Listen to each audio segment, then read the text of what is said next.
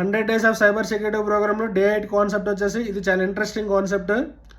మనం public devices కానీ sharing devices కానీ వాడేటప్పుడు మన పర్సనల్ అప్లికేషన్స్ ఏమైనా యూజ్ చేస్తే వాటిని పక్కాగా లాగౌట్ చేసే రావాలి. ఓకే, ఎందుకనేది ఒక యూజ్ కేసు చెప్తా.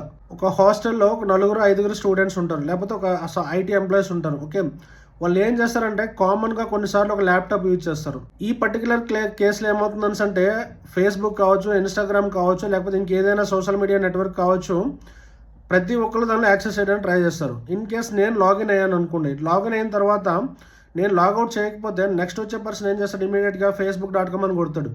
facebook.com అని కొట్టిన ఇమీడియట్గా ఏమవుతుంది, నా అకౌంట్ ఓపెన్ అయిపోతుంది. నా అకౌంట్ ఓపెన్ అయిన తర్వాత ఇన్ కేస్ నాకు తెలియకుండా నా మీద ఏమైనా హిడెన్ ఎజెండా వాడికి ఉందనుకోండి, వాడు ఏం చేస్తాడని అంటే నా నుంచి వేరే వాళ్ళకి మెసేజ్లు పెట్టడం కావచ్చు, ఫ్రెండ్ రిక్వెస్ట్లు పెట్టడం కావచ్చు, అన్వాంటెడ్ పోస్టులు పెట్టడం కావచ్చు, ఇలాంటివన్నీ జరుగుతాయి. ఇలా జరిగేటప్పుడు ఏమవుతుందంటే మనకు తెలియకుండానే మనం అనేది ఒక క్రైమ్లో ఇన్వాల్వ్ అయ్యే ఛాన్స్ కూడా వచ్చేస్తుంది అనమాట. అందుకేంటంటే పబ్లిక్గా యూజ్ చేసే ఎనీ డివైస్, మొబైల్ ఫోన్ కావచ్చు, లేకపోతే ల్యాప్టాప్స్ కావచ్చు, ఇలా ఏ డివైజెస్ అయినా సరే మీరు యూజ్ చేసినంతసేపే మీ ఆథరైజేషన్ దానికి కొంచెం వన్స్ ఆ డివైస్తో మనకు పని అయిపోయింది అంటే ఇమీడియట్గా మీ అకౌంట్ని లాగౌట్ చేయండి. ఓకే, ఇవన్నీ ల్యాప్టాప్ కావచ్చు, మొబైల్ ఫోన్ కావచ్చు. కొన్ని కంపెనీస్లో టెస్టింగ్ కోసం డివైజెస్ ఇచ్చేటప్పుడు మల్టిపుల్ పర్సన్స్ వాడతారు, అలాంటి డివైజెస్ అయినా కావచ్చు. ఓకే, ఇలా చేసుకుంటే ఏమవుతుందని అంటే మీ పర్సనల్ ఇన్ఫర్మేషన్ అనేది వేరే పర్సన్కి అవైలబుల్ ఉండదు అనమాట. ఓకే, దీనివల్ల మీ డేటాని మీరు సెక్యూర్ చేసుకోవచ్చు.